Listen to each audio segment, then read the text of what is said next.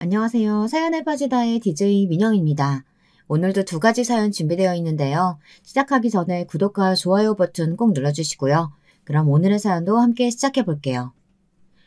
안녕하세요. 저는 돌이 막 지난 손주들의 재롱에 하루가 어떻게 가는지도 모르는 50대 할머니입니다.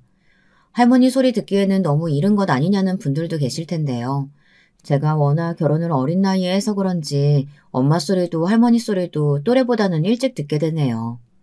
할머니 소리가 뭐 그리 듣기 좋은 소리냐고 하시는 분들도 있으시겠지만 저는 그 말이 너무 좋더라고요.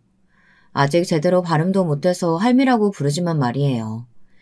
저한테 안아달라며 손을 내밀며 할미라고 부르는 손주들의 모습을 보고 있노라면 아무 생각도 들지 않는답니다. 웃음만 터질 뿐이죠. 제게는 아들이 둘 있는데요. 둘 다 의사를 하고 있답니다. 제가 이런 말을 하면 어떻게 키웠기에 의사를 둘이나 만들었냐고 하시는데요. 저는 진짜 뭘 한 게 없어요. 어릴 때부터 제가 뭘 하라고 한 것은 없었거든요. 그저 스스로 알아서 공부했던 애들이었죠. 제 친구들은 이런 제가 부러워 죽겠다고 하지만 제게는 말 못할 사정도 많았답니다. 오늘은 그 이야기를 좀 하려고 해요. 남편과 저는 한 동네에서 자란 친구 사이였어요. 어릴 때부터 알고 지낸 사이였죠. 제가 살던 동네에서는 남편 집을 모르는 사람이 없었답니다. 동네에서 제일 큰 집이기도 했지만 시아버지께서 군인이셨기 때문에 더욱 유명한 집이었어요. 저도 딱 한 번 남편의 생일에 초대받아 놀러 간 적이 있었는데요. 그때 처음 시어머니를 만났습니다. 저를 위아래로 훑어보던 시어머니의 시선은 어린 마음에도 깊이 기억에 남을 정도였답니다. 좋지 않은 방향으로 말이죠. 당시에는 그저 무섭다고만 생각했지만 돌이켜보면 시어머니께서는 꾀죄죄한 제 모습을 마치 벌레 보듯이 봤던 것 같아요. 생일 초대를 받았다고 제가 가진 옷 중에서 가장 좋은 옷을 챙겨 입었지만 시어머니의 눈에는 전혀 그렇게 보이지 않았겠죠. 당연히 그날 이후로 저는 한 번도 남편의 생일에 초대받지 못했어요. 남편은 그 상황을 미안해했지만 언제부터인가 저는 그것을 당연하게 생각했죠. 그랬기 때문에 남편이 제게 고백을 했을 때도 프로포즈를 했을 때도 저는 기쁘게 받아들이지 못했어요. 저를 어떻게 생각하시는지 너무나도 잘 알고 있었거든요. 남편은 절대 그럴 리가 없다고 했지만 아마 본인도 알고 있었을 거예요. 저와 사귄다고 했음에도 불구하고 시어머니께서 꾸준히 선자리를 마련하셨으니까요. 하지만 자식 이기는 부모 없다고 남편이 고집스럽게 밀어붙이자 시어머니께서도 별다른 말씀을 못하시더군요. 거기다 시아버지께서 시어머니와는 정반대로 저를 마음에 들어 하셨답니다.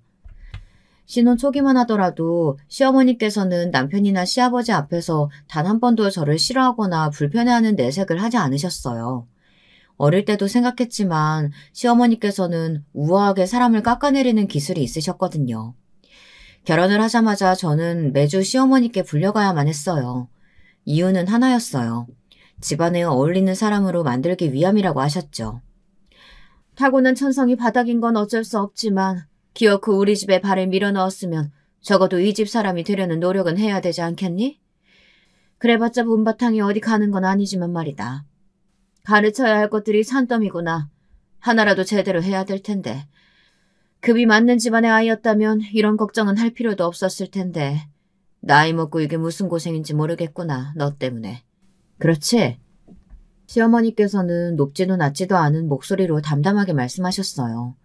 아마 제대로 듣지 못했더라면 저에게 욕을 퍼붓고 계시다는 것조차 모를 정도였죠. 표정도 얼마나 온화하게 말씀하시는지 시어머니의 말씀에 울컥하는 저만 바보가 된 기분이었어요. 저는 온갖 구박을 받아가며 시어머니께서 말씀하시는 집안에 어울리는 사람이 되기 위해 노력했어요. 물론 남편에게는 아무 말 하지 않았고요. 제 속에 저도 모르는 자격지심이 있었던 것 같아요. 지금 생각해보면 그때 왜 그렇게 고분고분하게 굴었을까 후회가 돼요.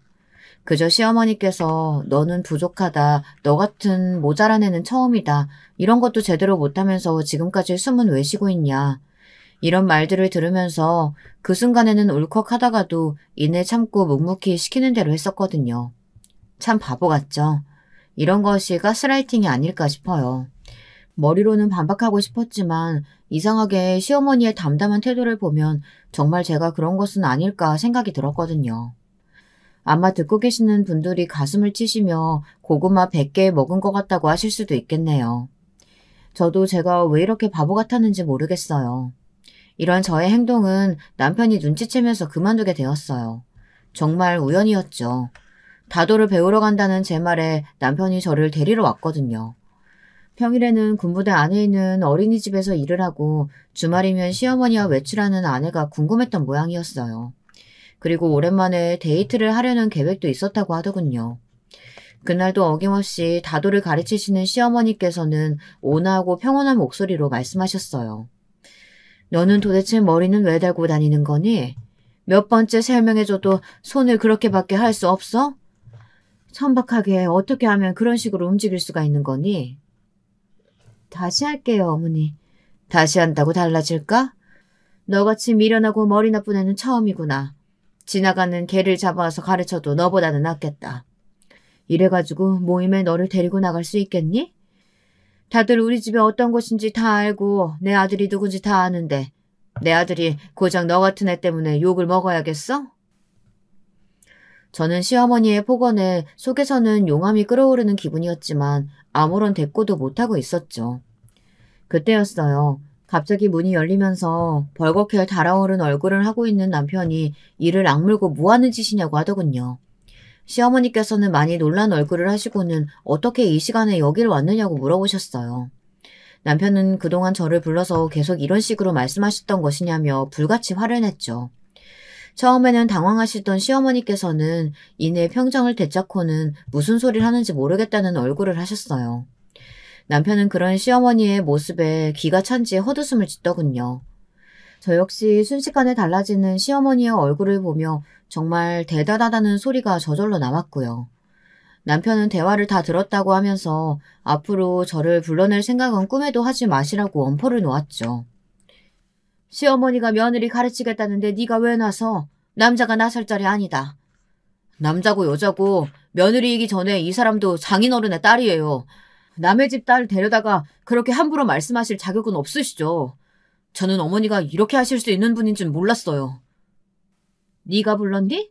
왜? 나한테 잔소리 듣는 게 그렇게 억울했어? 그래서 이런 일 만들어서 모자 사이를 이간질이라도 할 생각이었니? 무식한 줄 알았는데 머리를 쓰기도 하는구나 너도. 어머니, 저는 그 애가 오는 줄도 몰랐어요.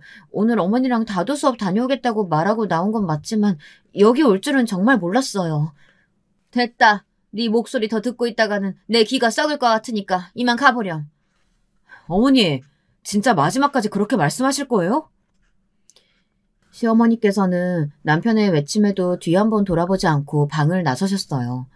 남편은 가만히 있는 제 손을 붙들고는 도대체 왜 지금껏 말하지 않았느냐고 호통이었죠. 묵묵하게 참고 있는 것이 전부가 아니라는 말과 함께 제가 시어머니께 그런 소리를 들을 이유가 조금도 없다고 말해주었어요. 하지만 저도 머리로는 충분히 알고 있었기 때문에 그저 고개만 끄덕일 뿐이었죠. 남편은 그런 제가 하루아침에 달라질 거라 기대하고 있지는 않았는지 주말이 되면 저를 데리고 영화니 공연이니 전시회 등을 다니며 제가 부정적인 생각을 하지 않도록 도와주었어요. 제가 완전히 달라질 수 있었던 계기가 되었던 것은 아이를 가지면서였어요. 뭔가 정신이 번쩍 들었다고나 할까요? 첫 애를 가지면서 엄마로서 이렇게 나쁜 생각을 해서는 안 되겠다 싶더라고요. 누군가는 태교가 아무런 소용이 없다고 하시지만 저는 아이와 엄마가 연결되어 있다고 생각하며 제가 긍정적이고 좋은 생각을 해야 아이도 영향을 받을 것이라고 믿고 있었답니다. 그래서 앞으로 태어날 아이를 위해서도 저 스스로가 떳떳해야겠다는 생각이 들었어요. 이런 생각으로 스스로를 무장하고 있을 무렵 시어머니께서는 선물을 한가득 챙겨서 집으로 오셨어요. 임신 초기라 조심하고 있던 시점이었는데요. 시어머니께서 지금부터 부지런히 챙기라고 하시며 종이 가방을 여러 개 가지고 오셨죠. 사연을 듣고 계시는 분들은 어떤 선물을 가져오셨을 것 같으세요? 영양제, 아니면 아기 옷을 만들 수 있는 재료, 태교 동화. 여러분이 무슨 생각을 하고 계시는진 모르겠지만 아마 제 이야기를 들어보시면 깜짝 놀라실 거예요. 시어머니께서 제게 주신 것은 고등학생들이 보는 영어 단어장과 수학의 정석이라는 책이었어요. 고등학교 다니면서 지겹게 본 책을 다시 보니 기분이 이상하더군요. 저는 시어머니가 임신한 며느리에게 이런 것을 선물로 주는 의도가 무엇인지 전혀 상상이 되지 않았어요. 시어머니께서는 의아해하는 저를 보시며 말씀하셨어요. 아이 머리는 엄마 닮는다고 하는데 널 닮았다가는 전응아밖에 더 태어나겠니? 그러니 지금부터라도 공부 좀 하면서 머리를 써보렴. 평생 써본 적 없겠지만. 이렇게라도 해야 애들이 평균으로는 태어나겠지. 그리고 이 음악은 아침에 일어나자마자 그리고 자기 전에 30분씩 이상 듣고 뇌를 활성화하는 데 도움이 된다고 하니까 절대 빼놓지 말고 듣고 있으렴. 어머니, 이런 것 아니라도 저 충분히 뱃속 아이 위해서 노력하고 있어요. 그러니 그대로 가져가세요. 이런 거 없어도 괜찮으니까요. 우리 집안 5점으로 너 하나 가지고는 부족하니? 기어코 네 자식들까지 우리 집안 쓰레기로 만들어야겠어? 아직 태어나지도 않은 아이예요. 그렇게 함부로 말씀하시면 안 되죠. 앞으로 사람 일이 어떻게 될 줄 알고요. 어머니께서는 어떻게 자기 손주한테 그런 말씀을 하실 수가 있으세요? 어머니께서 그렇게 버러지 취급하는 일반 가정집에서도 아이 귀한 줄 알고 말 하나라도 신중하게 한답니다. 제 말이 끝나기 무섭게 시어머니께서는 그럼 어디 두고 보자고 하시면서 자리를 박차고 일어나셨죠. 저는 선물은 필요 없으니 가져가라고 말씀드렸지만 시어머니께서는 들은 척도 하지 않으셨어요. 저는 시어머니께서 주신 물건들을 하나씩 가방에 다시 담았어요. 그리고는 그대로 입구에 두었죠. 퇴근하고 돌아온 남편에게 저는 낮에 있었던 일에 대해 말해주고는 꼴도 보고 싶지 않으니 시댁에 가져다 주라고 말했어요. 남편은 뭐하러 돌려주느냐며 그냥 버리자고 하더군요. 그리고 시어머니 앞에서 떳떳하게 이야기한 제가 잘했다고 칭찬을 했어요. 저 역시 신혼 때처럼 묵묵하게 있지 않고 시어머니께 하고 싶은 말을 했다는 것이 무척이나 생소하면서도 자신이 생겼답니다. 더 이상은 그 가스라이팅 속에 있지 않구나 싶더라고요. 세월은 정말 빠르게 흘러갔어요. 어느새 저는 산딸이 되어 건강한 남자아이를 낳았죠. 남편을 쏙 닮은 아들의 모습을 보고 있으니 괜히 눈물도 나고 신기하기도 하더라고요. 정말 제가 이 아이를 낳은 것이 맞는 것인가 그런 생각마저 들었답니다. 제가 엄마가 되었다는 것이 실감나기 시작한 것은 집으로 돌아오면서부터였어요. 진짜 신생아 육아는 전쟁 그 자체더군요. 모유가 잘 나오지 않아서 분유를 섞어 먹이는데 돌아서면 배고프다고 울고 돌아서면 기저귀 갈아달라고 우는 아이를 보며 정말이지 이런 것이 육아인가 싶더라고요. 잠을 제대로 잔 것이 언제인가 싶기도 하고요. 아마 신생아를 키우고 있는 엄마들이라면 다 공감하지 않을까 싶은데요. 아랫집에 살고 있던 언니가 아니었다면 정말이지 우는 아이를 안고 같이 울었을 거예요. 혼자서는 정말 힘들더라고요. 어린이집 선생님이 그것도 못하냐고 호통치실 분들도 계시겠지만 남의 자식이랑 제 자식이랑은 확연히 다르더군요. 힘든 점도 많았지만 하루가 다르게 커가는 첫째를 보면서 언제부터인가 제발 좀 천천히 커졌으면 좋겠다는 생각이 들기 시작했어요. 너무 빨리 크는 것 같더라고요. 시어머니께서는 남편 판박이나 다름없는 첫째를 무척이나 예뻐하셨어요. 첫째가 3살이 막 지났을 무렵인가 시어머니께서 첫째를 데리고 가서 지능 검사를 해보라고 하시더라고요. 저는 갑자기 그게 무슨 소리인가 했죠. 영유아 발달 검사야 꾸준히 하고 있었거든요. 그래서 그게 무슨 말씀이시냐고 물었더니 정말이지 기절초풍할 대답을 하셨답니다. 다행히 외모는 우리 아들 닮아서 멀쩡한데 혹시나 널 닮아서 머리가 나쁘면 큰일 아니니. 미리 공부를 시켜도 남들을 못 쫓아갈 텐데. 어머니, 저도 참을 만큼 참았는데요. 그런 말씀 하실 거면 앞으로 저희 집 오지 마세요. 매번 말끝마다 저더러 무식하다 모자라다 하는데 어머니께서는 얼마나 교양이 있으셔서 그런 말씀을 면전에 대고 하시는데요. 저한테는 집안에 어울리는 사람이 되어야 한다고 하시면서 과연 어머니께서는 어울리는 행동하고 있다고 생각하세요? 아주 자식 낳고 보니 눈에 보이는 것이 없나 보구나. 시어머니 어려운 줄도 모르고 아무 말이나 내뱉고 말이지. 상대방을 무시하고 깔보는 그런 말투를 저희 아이가 보고 배울까 무섭네요. 그러니 그런 말씀 하실 생각이시면 오지 마세요. 저는 단호하게 시어머니께 나가달라고 했어요. 시어머니께서는 저의 이런 행동에 약간은 놀라신 눈치였어요.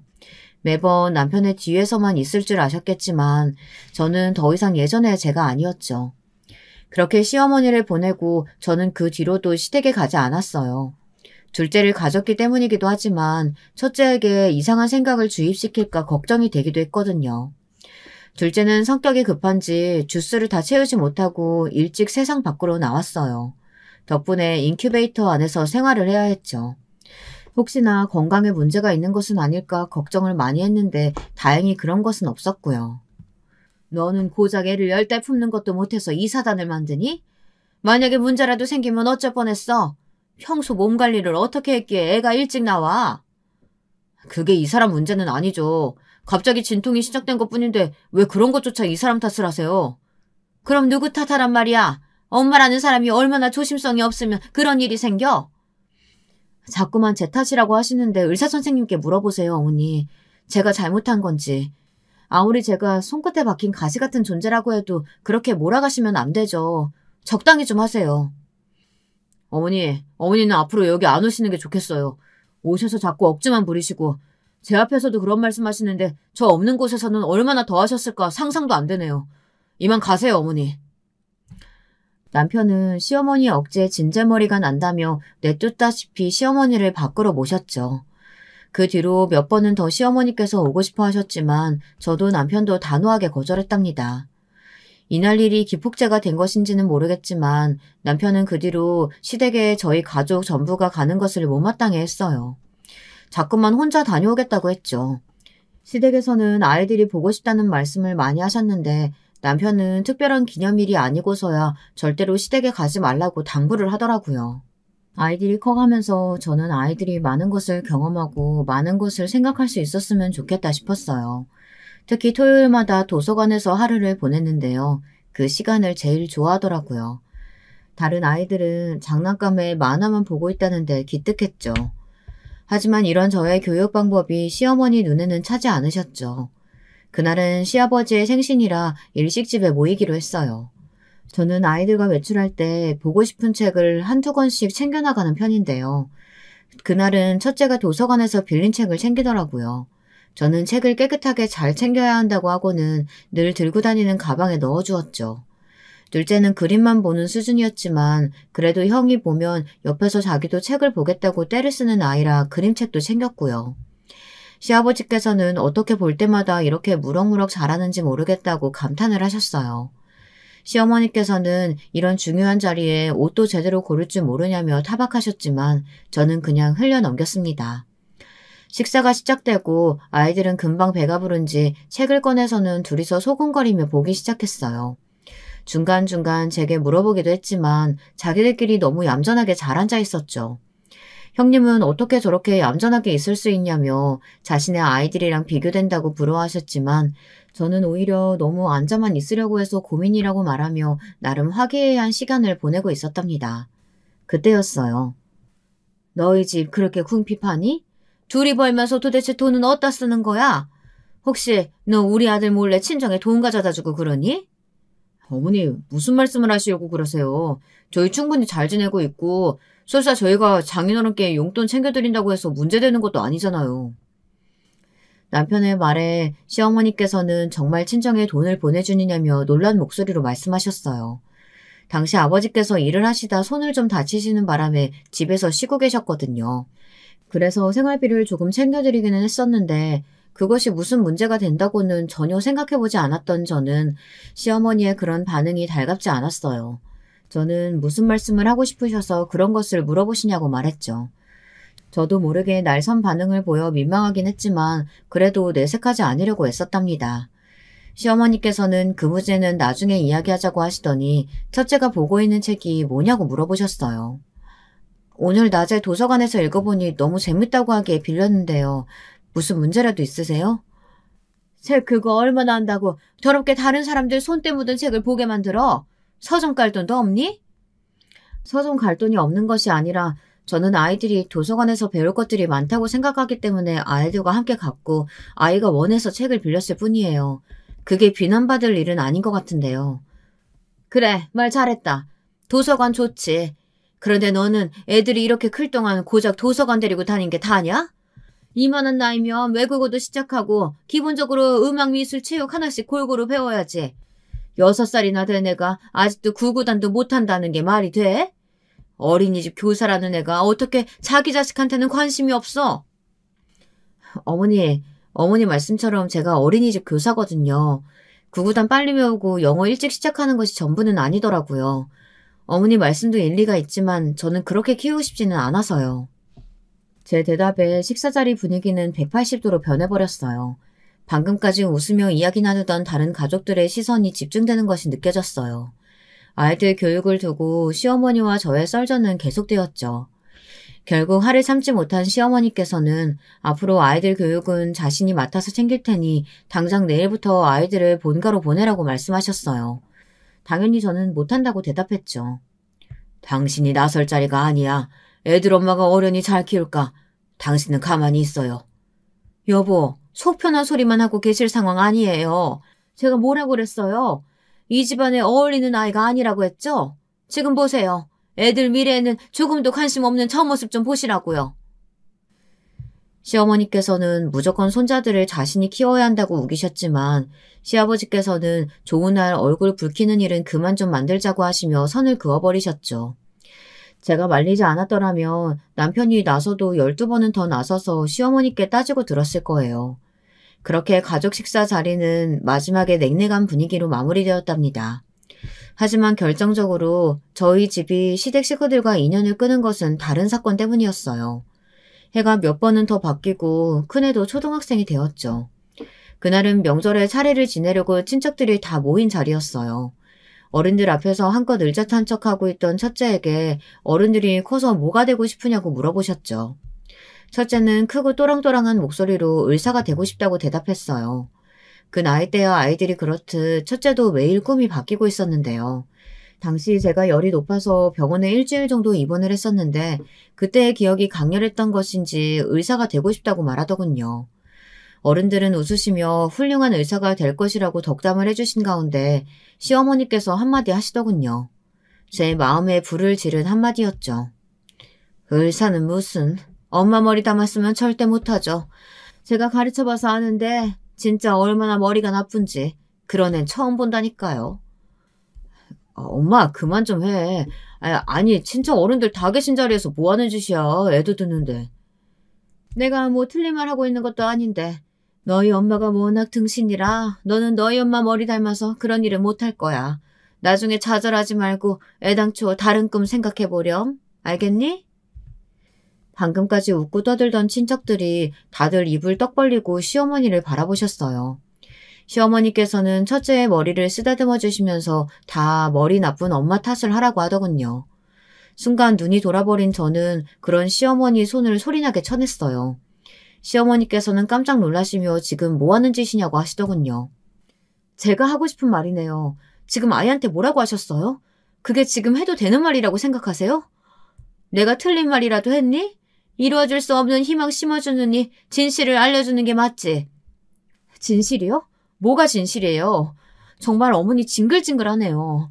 어머니께서 매번 집안 타령하시는데요. 사실 저는 아무리 생각해도 그게 뭔지 모르겠거든요. 이 집안이 얼마나 대단한지도 모르겠고요. 너 감히 어디다 대고? 그 감이라는 말, 그 말도 저는 왜 저한테 쓰시는지 모르겠어요. 사람이 사람한테 감이라뇨. 너 여기 어른들 다 계신데 목소리 높여가면 뭐하는 짓이야. 부끄러운 줄도 모르고. 어머니야말로 부끄러운 줄 아셔야죠. 애를 앞에 두고 너희 엄마 머리가 나쁘니 어쩌니. 저라면 그런 말은 죽어도 안 해요. 아이한테라면 그것도 자기 핏줄이라면. 저는 바락바락 소리를 높여 말했어요. 형님께서는 어떻게든 저를 진정시키고 싶어 하셨지만 저는 이 순간을 마지막으로 시댁 식구들을 다시는 안 볼 생각이었어요. 이혼을 하는 한이 있더라도 이놈의 집구석과는 오늘이 마지막이다 싶었죠. 제가 서슬 시퍼렇게 덤벼들자 시어머니께서도 당황하시면서 한 걸음 뒤로 물러서시더군요. 다른 어른들께서 시어머니에게 말이 심하다고 하시며 아무리 농담이라고 해도 그런 말을 아이한테 하면 되느냐고 하더군요. 어쨌든 이 순간을 농담으로 넘기고 싶어 하는 것 같은데 저는 그렇게 둘 생각이 조금도 없었답니다. 자기도 너무 흥분했어. 조금만 가라앉히고 천천히. 아니요. 저는 이제 이 집 사람 안 하렵니다. 이혼 그까짓 거 제가 무서워할 것 같으세요? 저도 우리 애들도 이제는 이 집안하고 아무 상관도 없는 사람으로 생각하세요. 우리 애들 무시하고 저를 사람 취급도 제대로 안 하셨던 거 뼈저리게 후회하는 날 올 테니 두고 보시고요. 저는 입고 있던 앞치마를 내팽개치고는 안에서 자고 있던 둘째를 품에 안고 나와 첫째의 손을 잡고 그 길로 시댁을 나왔습니다. 나가는 길에 시아버지와 함께 차례에 필요한 제기를 꺼냈던 남편을 마주했죠. 급하게 나서는 저를 본 남편은 당황하며 이게 다 무슨 일이냐고 물었지만 저는 직접 안에 들어가서 물어보라고 하곤 택시를 잡아타고 역으로 향했습니다. 저와 아이들을 부르는 소리가 들렸지만 저는 끝내 돌아보지 않았습니다. 갑자기 잠을 깬 둘째는 잠투정을 하며 칭얼거렸지만 저는 그저 한 손으로는 둘째를 꼭 안았고 다른 손으로는 첫째의 손을 꽉 잡고 있었어요. 기차역에 도착한 지 얼마 되지 않아 남편에게 전화가 오더군요. 지금 역으로 가고 있으니 가만히 있으라고 말이죠. 남편을 기다리면서 저는 자꾸만 치밀어 오르는 눈물을 참았어요. 절대 울지 말자고 중얼거리며 아무 일도 아니라고 스스로를 다독였죠.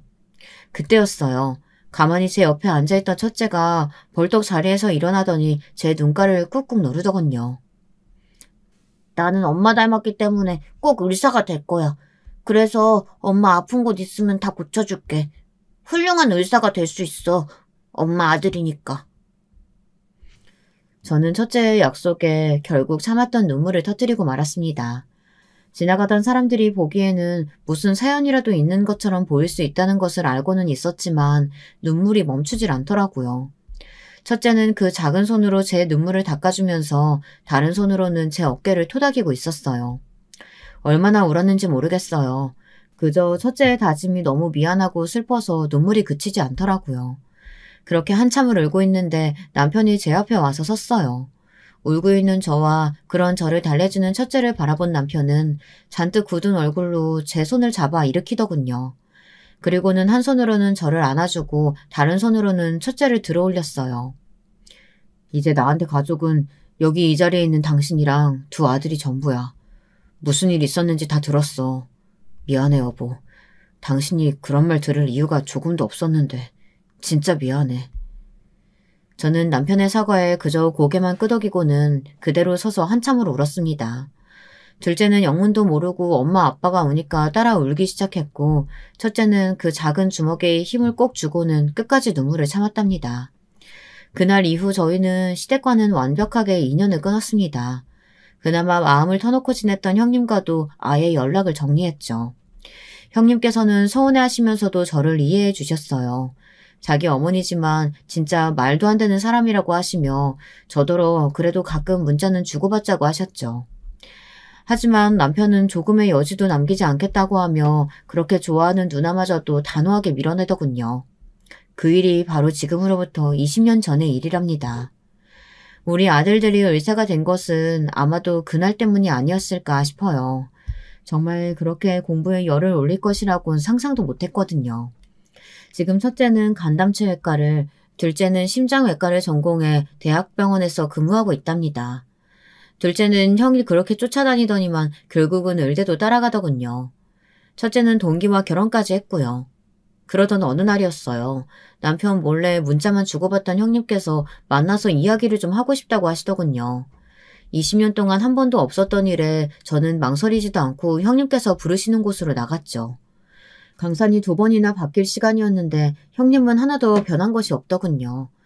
형님은 잘 지냈냐고 웃으시며 인사를 건넸지만 그 모습이 꽤나 수상하게 느껴졌어요. 저는 무슨 일이 생긴 것이 분명하구나 싶었죠. 하지만 형님께서는 좀처럼 말을 꺼내지 못하고 자꾸만 다른 말씀만 하시더라고요. 저는 참을성 있게 기다리고 있었죠. 한참을 빙빙 둘러 말씀하시던 형님은 결국 마음을 정하셨는지 충격적인 말씀을 꺼내셨어요. 사실 이런 말을 꺼내기가 참 민망하고 부끄러운데 너무 급해서 어쩔 수가 없었어. 사실 엄마가 좀 아프셔 올게. 어머님이 아프시다고요? 어디가요? 간에 문제가 생기셨는데 수술을 해야 한다고 하더라고. 그래서 병원을 알아보니까 딱 올케가 생각나더라. 큰애가 아직도 그 병원에 있지? 저는 형님이 왜 그렇게 망설이며 이야기를 꺼내시는지 이해가 되었어요. 간에 관해서는 첫째가 있는 병원이 유명했거든요. 형님께서는 제가 나서서 어떻게든 해주기 바라고 말씀을 하셨지만 저는 쉽게 대답이 나오지 않았어요. 사실 20년 전의 그 일은 저도 이제는 어렴풋하게 기억에 남았지 시어머니에게 딱히 감정이 남지는 않았거든요. 하지만 첫째나 남편은 아니더라고요. 아직도 그날의 기억이 생생한 것 같았죠. 저는 형님께 솔직히 말씀드리고 이야기는 해보겠지만 장담은 못 드린다고 했어요. 형님은 말이라도 그렇게 해주는 것만으로도 충분하다고 말씀하셨어요. 집에 와서도 저는 한동안 멍하게 창밖을 바라보았어요. 남편에게 먼저 이야기를 꺼내야 할 텐데 차마 입이 떨어지지 않았죠. 거기다가 타이밍은 또 얼마나 좋은지 아이들이 다 집에 와서 밥을 먹겠다고 하더군요. 저는 저녁 식사가 코로 들어가는지 입으로 들어가는지 모를 정도였어요. 이런 저의 마음을 먼저 눈치챈 건 둘째였어요. 후식을 먹다 말고 둘째가 하고 싶은 말이 있으면 빨리 하라고 재촉하더라고요. 저는 첫째와 남편을 힐끔거리며 낮에 있었던 이야기를 꺼냈어요. 남편은 시어머니께서 아프시다는, 그것도 수술이 필요할 정도라는 말에 흠칫거리며 긴 한숨을 내쉬었어요. 제 말이 끝나고 나서도 첫째는 아무런 말을 하지 않더라고요. 그래서 고모는 어쩌라고 그런 말을 하시는 건데요. 저희 병원으로 보낼 테니 저더러 신경을 써달라는 이런 말씀이세요? 설마? 아무래도 연세가 있으시기도 하고 수술이라는 것이 쉬운 것도 아니니까. 수술은 누구한테나 쉽지 않아요. 나이와 상관없거든요. 다 위험하고 힘들죠. 냉정한 첫째의 말에 저는 할 말을 잃었어요. 둘째는 뭘 또 그렇게 이야기하느냐고 핀잔을 주었지만 저는 어떤 말을 해야 할지 모르겠더라고요. 첫째는 우선은 알겠다고 말하고 그날 저희 가족은 말을 아꼈습니다. 남편은 20년 동안 연락을 끊고 지냈다고 하지만 시어머니께서 아프시다는 말에 좀처럼 잠을 이루지 못하더군요. 그날 그 역에서 가족은 우리뿐이라고 했지만 그게 어디 쉬웠겠습니까? 천륜이라는 말이 괜히 있는 것도 아니고요. 어떻게 하루아침에 부모 자식 간의 관계를 칼로 자르듯이 잘라낼 수 있었겠습니까? 명절이 되면 생일이 되면 그날마다 남편은 잠을 이루지 못하고 힘들어했죠. 하지만 그래도 그 내색을 하지 않으려 노력을 했고 저는 그런 남편의 마음을 알았기에 아는 척을 할 수가 없었습니다. 시어머니께서 간이 나쁘다는 말에 남편은 일주일 동안 밤에 잠을 이루지 못하고 이리저리 뒤척였습니다. 얼굴이 눈에 띄게 수척해져 갔어요. 거기다 형님께서는 시어머니께서 간 이식을 할 수도 있다고 하시더라고요. 남편은 그 얘기를 듣고 저 몰래 검사도 한 모양이었어요. 만약 그런 상황이 온다면 간 이식을 할 작정이었던 것 같았죠. 형님은 날이 갈수록 힘들어하는 시어머니를 곁에서 보기 힘드셨는지 몇 번이나 전화를 더 하셨어요. 핸드폰 너머로 초조해하는 마음이 고스란히 전해졌지만 저도 할 말은 없었습니다. 그렇게 일주일이 지난 아침, 모처럼 집에서 잠을 잔 첫째는 숟가락을 내려놓으면서 병실을 하나 마련해 두었으니 입원부터 하자고 하더군요. 간단한 검사가 추가로 있을지는 모르지만 우선은 교수님께 말씀은 드려놓겠다고 말이죠. 남편은 그런 첫째를 보며 입을 달썩였어요. 하고 싶은 말이 많았겠지만 뭐라고 해야 할지 모른다는 듯이 말이죠. 그리고 출근하는 첫째의 등 뒤에 대고 미안하고 고맙다는 말을 하더군요. 시어머니의 입원은 빠르게 진행되었습니다. 형님은 연신 고맙다고 하셨지만 저는 그저 첫째의 결정이었다고 말했죠. 형님은 시어머니를 만나볼 생각은 없느냐고 물었어요. 물론 저는 아직 시어머니를 만날 준비가 되어 있지 않았거든요. 그래서 다음에 가보겠다고 하면서 이리저리 미루기만 했습니다. 그런데 너무 충격적인 소식을 전해 들었어요. 둘째의 말에 의하면 시어머니께서는 첫째를 전혀 못 알아본다고 하더라고요. 마스크를 끼고 있어서 그런지는 몰라도 매일 회진 때문에 병실을 방문하는데도 그저 의사 선생님 고맙다고 연신 감사의 인사를 한다고 하더라고요. 형도 그렇지. 할머니한테 입 꾹 다물고 허리 숙여 인사하는데 꼿꼿하게 받고만 있더라. 진짜 형이 무슨 생각으로 그러는지 모르겠어, 엄마. 너는 할머니한테 가서 인사했어? 내가 왜? 얼굴도 기억 안 나는데 내가 왜? 그리고 괜히 인사 갔다가 형한테 죽어, 엄마. 형이 내가 뭐래도 오냐오냐 하지만 할머니한테 인사하러 갔다는 소리 들으면 가만히 안 있을걸? 저는 둘째의 말에 고개를 끄덕였어요. 첫째가 무슨 속셈으로 모르는 척하고 있는지는 모르지만 좋은 마음이 아닌 것은 확실히 알겠더라고요. 그렇게 시간이 더 흘렀어요. 형님께서는 아무래도 시어머니께서 간 이식을 받으셔야 할 것 같다고 하더군요. 그래서 다른 형제들과 함께 검사를 받고 왔다고 말이죠. 나중에 알았지만 남편도 검사를 받으러 갔더라고요. 그 사실에 첫째가 화를 내며 무슨 생각으로 검사를 받으시냐고 난리가 났죠. 할머니가 아직도 밉고 지금도 너희 엄마한테 막말하셨던 게 귓가에 생생하지. 그래도 나한테는 나를 낳아준 어머니인데 아프다는 말을 쉽게 모른 척할 수는 없겠더라. 그러면 전화 엄마한테 의논이라도 하시던가요. 제가 얼마나 놀랐는지 아세요? 남편은 적합할지 아닐지도 모르는데 무슨 상관이 있느냐며 그저 자신의 마음이 편했으면 싶어서 한 것이니 걱정하지 말란 말도 하더라고요. 하지만 남편은 가족들 중에서 형님과 더불어 간 이식 적합자였어요. 그 소식을 들은 저는 남편에게 절대로 간 이식만큼은 안 된다고 말했어요. 하늘이 두 쪽 나도 말이죠. 남편 역시 자신이 적합자일 것이라곤 기대하지 않았던 모양인지 깜짝 놀랐죠. 결국 시어머니께 간 이식은 형님이 하시기로 결정이 났어요. 모든 결정이 다 나고 나니 한 번은 시어머니를 만나러 가야겠다는 생각이 들었어요. 저는 시어머니 병실 앞까지는 자신 있게 갔지만 그 앞에서는 좀처럼 들어갈 수가 없었어요. 들어가서 뭐라고 해야 할지 모르겠더라고요. 시어머니께서는 저를 보고 어떤 반응을 보이실지 궁금하기도 했죠. 사과를 하실까 아니면 그 일은 없었던 사람처럼 행동하실까. 그렇게 망설이던 저는 크게 용기를 내서 문을 열고 들어갔습니다. 20년 만에 만난 시어머니께서는 많이 야윈 모습이셨어요. 얼굴색이 좋지 않았죠. 저와 눈을 마주하신 시어머니께서는 20년 전 그날과 조금도 다름없는 모습과 말투로 이야기를 하셨어요. 다시는 보지 말자고 하더니 내가 죽을 것 같으니까 뭐라도 얻어먹을 건 없나 싶었나 보지? 이렇게 병원에 찾아오고. 엄마, 그런 거 아니에요. 이 병원도 올케 덕분에 들어왔어요. 알지도 못하면서 이상한 소리 좀 하지 마세요. 저게 무슨 힘이 있다고? 안 본 사이에 돈이라도 좀 벌었니? 그런데 하고 다니는 꼴을 봐서는 촌티가 줄줄 흐르는 것이 그런 것 같지는 않은데 말이야. 어머니는 아프시다고 하시더니 여전하시네요. 사람 무시하는 말씀은. 어머니? 내가 어머니긴 하니? 왜 그날 그렇게 큰 소리 치고 나가더니 고작 나 아프다는 소리에 혹시라도 내가 죽으면 떨어질 유산이라도 있을까 싶어 쪼르르 달려오다니. 역시 내 눈이 틀리지 않았지. 나는 알았거든. 너의 그 천박함은 절대로 없어지지 않을 거라고. 정말 정신이 번쩍 들더군요. 역시 세월이 아무리 변해도 사람은 변하지 않는다는 것이 맞는 말이다 싶었어요. 사람을 무시하는 말은 나이가 들어 더 단단해지고 거칠어져 있었어요. 며칠을 고민했던 제가 우습더라고요.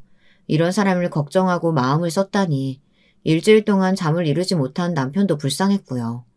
그때 문이 열리는 소리와 함께 선난 목소리가 들렸어요. 저도 예상했는데 어쩜 조금도 비켜가질 않으시네요. 참 여전하세요. 사람을 눈 아래로 두시는 것도 그대로고 자신만 잘나는 줄 아는 그 말투도. 하긴 사람이 변하면 죽는다고 하죠. 의사 선생님께서 갑자기 무슨 일로?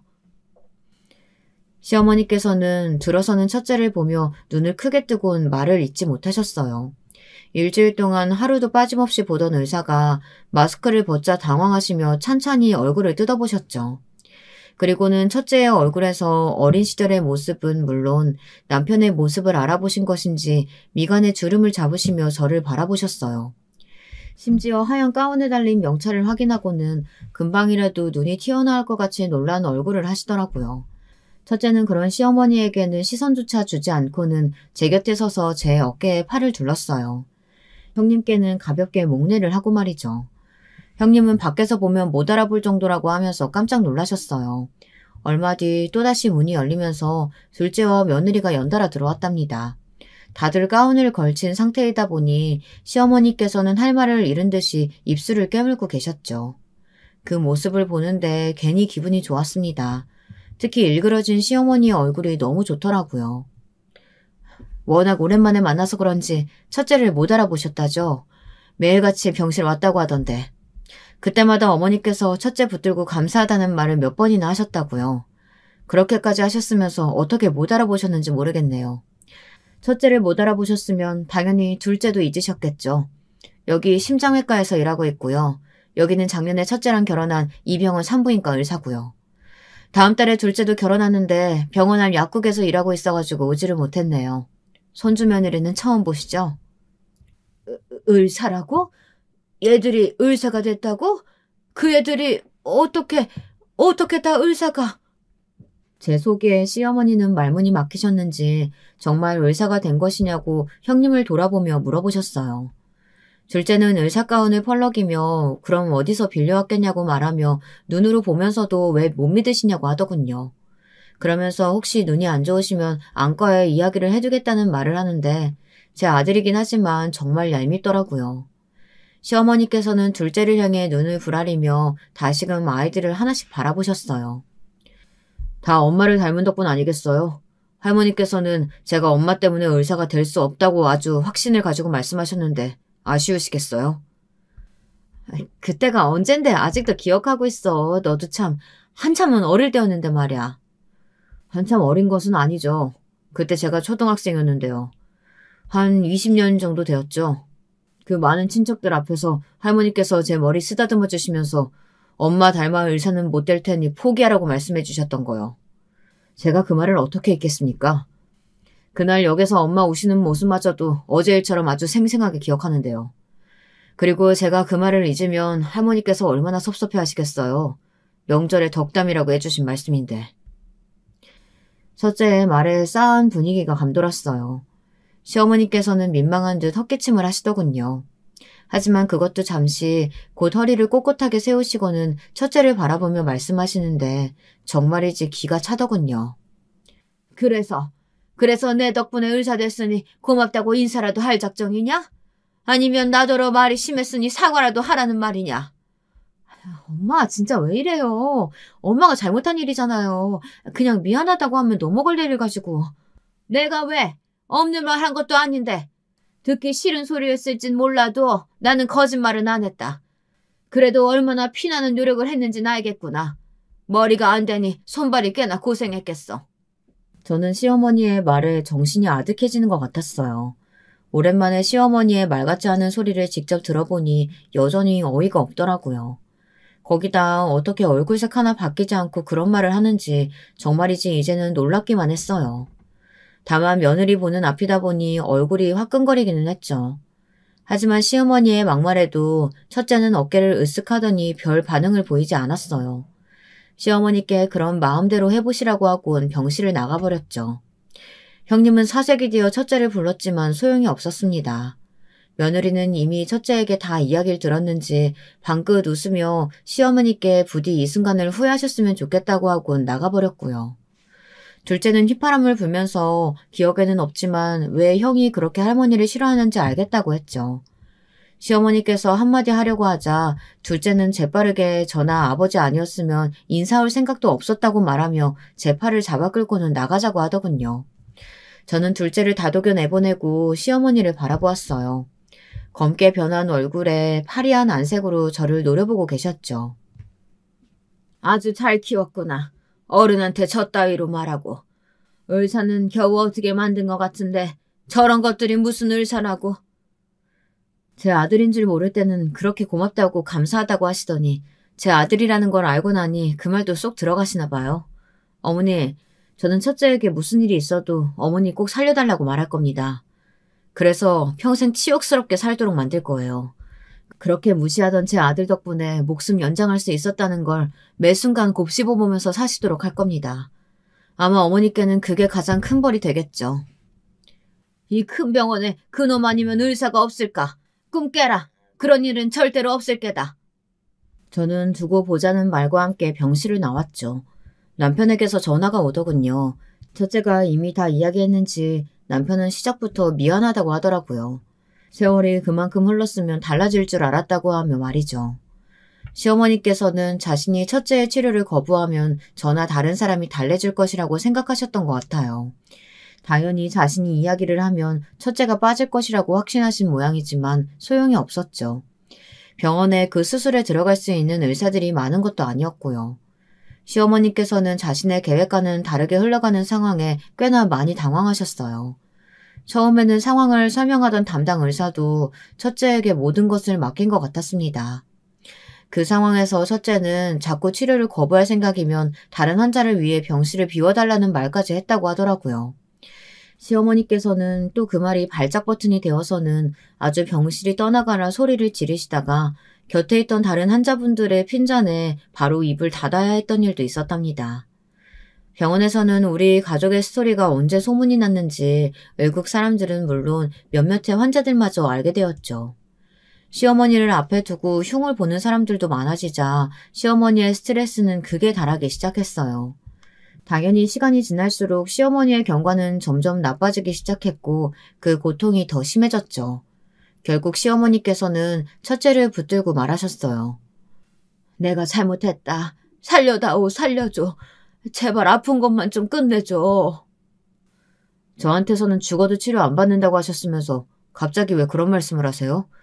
그냥 다른 병원으로 가시면 된다니까요? 아니야, 이 할미가 잘못했다. 구해줘, 살려줘, 제발. 고통에 겨우 말을 이어가던 시어머니께서는 힘없는 두 손을 비비며 애원까지 하셨죠. 결국 그렇게 거절하던 치료를 받아들인 시어머니께서는 수술까지 일사천리로 이어졌답니다. 당연히 그 수술은 성공했고요. 수술에서 깨어난 시어머니에게 저는 전에 했던 말을 다시 속삭였어요. 평생 누구 덕에 살았는지 곱씹어 보시라고 말이죠. 자기가 그렇게 무시했던 사람의 손에서 다시 삶을 얻은 기분을 만끽하라는 제 말에 시어머니께서는 몽롱한 상태에도 인상을 쓰시더군요. 그런데 어쩌겠어요. 그게 사실인데 말이죠. 아마 시어머니께서는 정기검진 받을 때마다 상기하시겠죠. 이 모든 순간을 말이에요. 마지막까지 제 사연 들어주셔서 정말 감사합니다. 여러분, 두 번째 사연 시작하기 전에 좋아요와 구독 꼭 눌러주실 거죠? 그럼 두 번째 사연 바로 시작합니다. 이번 사연을 제가 여러분께 소개해드리기 전에 먼저 읽어보고 느낀 바는 군자의 복수는 10년이 걸려도 늦지 않다라는 표현이 생각난다는 것이었어요. 어떤 이야기인지 저와 함께 만나보시겠어요? 안녕하세요. 제가 사연에 빠지다 채널을 정말 애청하고 있는 사람인데요. 설마 제가 직접 사연을 신청해보게 될 줄은 몰랐어요. 글재주도 없는 것 같고 무엇보다 저에게는 사연으로 내세울 만한 경험담이 없는 것 같았거든요. 그러다가 여느 때처럼 유튜브 켜자마자 사연에 빠지다에 들어가서 사연 영상들을 쭉 살피던 중에 잠깐만, 이제 보니까 나한테도 이 사연 같았던 일이 벌어진 적이 있었잖아? 세상에 어쩜 그 엄청난 일을 겪고도 왜 나한테는 특별한 경험이 없다고 생각을 했었지? 이런 생각을 저로 하여금 들게 만든 어떤 사연 한 편이 있었습니다. 비슷한 느낌의 사연들이 존재한다면 그것은 바로 저처럼 내가 겪은 일과 흡사한 사연을 보고 나서 나도 사연을 보내보기로 결심하였기 때문인 것 같네요. 그런 걸 보면서 깜빡 잊고 있었던 특별한 과거가 생각나기 마련이니까요. 젊었을 적에는 기억력이 좋다 못해서 엄청 뛰어났고 며칠 전 갔던 식당의 메뉴판조차 얼추 기억해냈던 사람이 바로 저였는데요. 세월 앞에서는 장사 없더라고요. 나이가 들면서 어디 가서 기억력을 절대 자랑할 수 없는 사람이 되어버렸어요. 부디 더 늙어서 치매만 안 오길 바랄 뿐입니다. 저는 아들 2명을 둔 엄마예요. 2명 다 장가를 들어서 저에게 어여쁜 손주들을 안겨주었습니다. 그리고 저희 집에는 미우나 고우나 제가 옆구리에 끼고 살아가는 남편이란 작자 한 분이 계시고요. 제가 사연으로 써보고자 하는 엄청난 경험담과는 조금 다른 이야기입니다마는 남편이랑 만나서 어처구니 없는 과정으로 연애를 하게 되고 거기서 또 더욱 황당한 일들을 겪으며 갑자기 결혼까지 하게 된 과거를 적자면 이 자리에 아예 전세를 내야 돼요. 그건 사연 한 편으로 정리할 수 있는 게 아니거든요. 하여간에 저는 아주 우여곡절 끝에 남편을 만나서 결혼을 한 여자입니다. 저는 이남 삼녀 집안의 넷째예요. 저의 위로 오빠랑 큰언니, 작은언니, 밑으로는 남동생이 있는 집입니다. 식구 많은 집에 찢어지기 가난하기까지 한 슬픔은 다행히 없었네요. 그냥저냥 사는 수준이었어요. 요컨대 자식들이 모두 학업을 포기하도록 강요되지 않았으며 식구들 모두 입에 무사히 풀칠하고 살 만큼은 되었다는 것입니다. 자식이 5인데 개 중에서 마지가 아들이라는 것 웬만하면 어떨지 상상이 되시죠? 여기에 엄청 쓸 가부장적인 아버지까지 얹으면 금상첨화가 따로 없죠. 저희 친정집은 아버지와 장남의 양대 산맥으로 이루어진 권력의 구조를 지니고 있었습니다. 큰언니는 어머니와 항상 한패거리를 이루어서 친목을 다졌어요. 참고로 오빠와 큰언니가 고작 1살 차이입니다. 연년생이다 보니까 서로를 견제하고 질투하고 이런 것들이 있었던 것 같아요. 오빠가 장남이랍시고 꼴의 대접은 엄청 수레받고 자라났지만 큰언니가 원체 똑똑한 사람이었던지라 머리로는 오빠가 뒤처졌었거든요. 이런 부조화에서 오는 불협화음이 있었던 것이죠. 그리고 작은 언니랑 제가 또 연년생입니다. 저희 두 사람은 가운데 낀 불쌍한 처지라는 점에서 동병상련이었어요.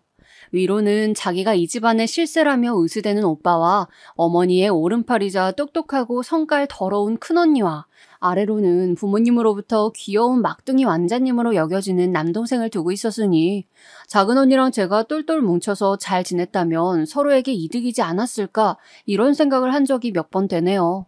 하지만 어렸던 저희는 연년생인 김에 더욱 치고받고 싸우면서 자랐습니다. 위아래서 받는 부당함과 서름을 저희는 각자에게 풀어냈던 거예요.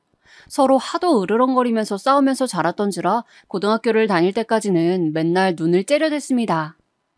그러다가 성인이 되고 나서부터는 뭐랄까요? 함께 가운데 끼어 살아온 역경을 지나온 것에 대한 전우애 같은 것이 조금씩 생겨났습니다.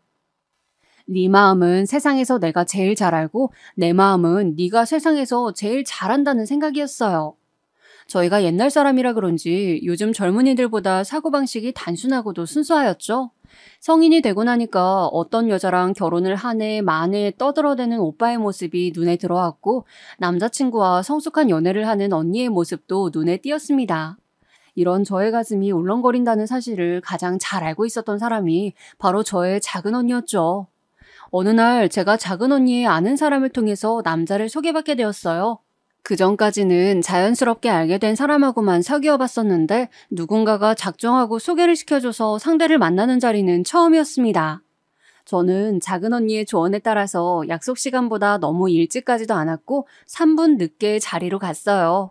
여자라면 약간 여우 같은 모습으로 여지를 남겨야 한다던가? 참나, 그런 조언을 저에게 주었고 제가 따랐던 것입니다. 먼저 장소에 나타나 있던 상대, 그 남자가 훗날 저의 남편이 되었습니다.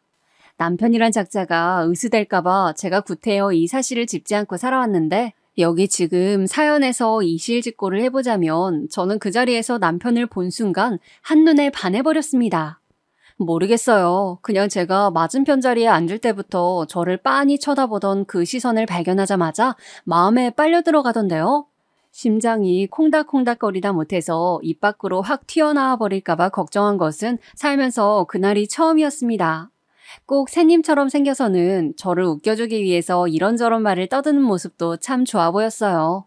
저는 요즘 표현으로는 밀고 당기기라는 것을 할 여력도 없이 그냥 무조건 남편한테 제가 좋아하고 있다는 것을 확실하게 말하였습니다.